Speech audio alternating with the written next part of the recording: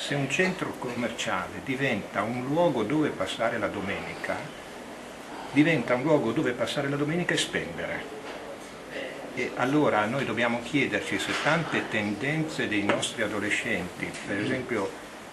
il rapporto col denaro, nasce anche da questi messaggi sbagliati che vengono dati in modo molto soffice da soggetti che pensano di sostituirsi alla realtà familiare. Alla vigilia delle festività natalizie, il patriarca di Venezia Francesco Moraglia torna a esprimere preoccupazione per le aperture domenicali dei centri commerciali. L'economia ammonisce, è utile se ha un fine che va oltre se stessa, altrimenti arricchisce sempre gli stessi e impoverisce ogni giorno di più chi ha poco, non solo economicamente, che è già una cosa grave, ma anche umanamente.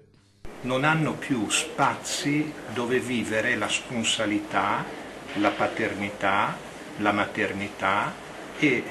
a un certo punto ci si accorge che i ragazzi non ci appartengono più, perché la nostra società non è stata capace di creare, di salvaguardare quei momenti che sono della famiglia e che non possono essere delegati ad altre realtà.